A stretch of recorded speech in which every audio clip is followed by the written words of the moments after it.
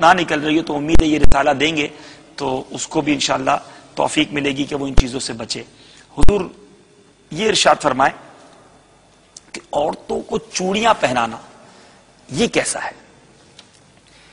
عورتوں کو چوڑیاں پہنانا جو ہے وہ حرام ہے سخت، کہ اس کے اندر جو ہے وہ بے شمار حرام کام ہے. یعنی یہاں سوال سے مطلب یہ سمجھا جا رہا ہے کہ اگر کوئی شخص یہ کاروبار کرتا ہے کہ وہ عورتوں کو چوڑیاں پہناتا ہے تو اس کا یہ کام کرنا کیسا ہے؟ جی، اس کا یہ کام کرنا جو ہے وہ ناجائز و حرام ہے، کہ غیر محرم عورت کی جو ہے وہ کلائیاں دیکھنا حرام، ان کو ہاتھ میں پکڑنا حرام، اسی طرح عورت کا غیر محرم مرد کے ہاتھ میں اپنی کلائیاں دینا، انہیں دکھانا، یہ سب جو ہے وہ حرام اور سخت حرام ہے.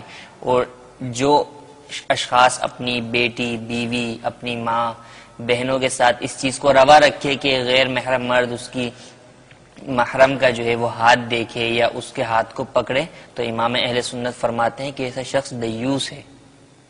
اللہ اللہ. دیوس کے بارے میں روایتوں میں آتا ہے کہ وہ جنت کی خوشبو بھی نہیں سونگھ سکے گا، حالانکہ جنت کی خوشبو 500 ایئرز کے ڈسٹینس سے سونگی جائے گی. مینز اگر 500 ایئرز اگر کوئی ہارس دوڑتا رہے، رن کرتا رہے، تو وہ جتنا ڈسٹینس طے کرتا ہے، غور کرے کہ وہ کتنا ڈسٹینس ہوگا، اتنے دور سے بھی جنت کی خوشبو جو ہے وہ سونگی جا سکے گی. مگر جو دیوس ہے، جو اپنے گھر والوں کی بے پردگی پر راضی ہے، ان کے اس جیسے آپ نے سنا کہ کوئی مرد یہ چاہ رہا ہے اور اس کو پسند کر رہا ہے کہ اس کی بیٹی یا اس کی بیوی جو ہے وہ غیر مرد کے ہاتھ میں ہاتھ دے رہی ہے، تو اس کو دیوس کہا گیا. تو ہمیں اس پر غور کرنا چاہیے.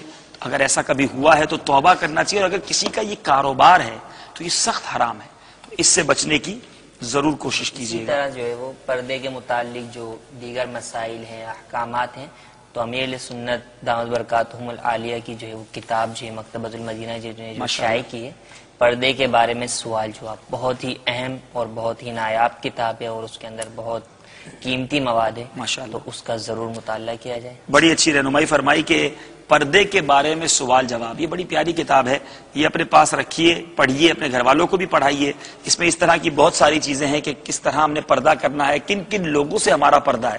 بعض اوقات ہم بڑے قریبی ریلیٹر سے پردہ نہیں کرتے، ہم سمجھتے ہیں کہ ہمارے کزنز ہیں تو ان سے پردہ نہیں ہے. امیر اہل سنت نے بڑی وضاحت کے ساتھ لکھا ہے کہ کس کس سے عورت کو پردہ کرنا ہوگا. یہ کتاب پڑھنے سے تعلق رکھتی ہے پردے کے بارے میں سوال و جواب. آئیے ایک ریکارڈڈ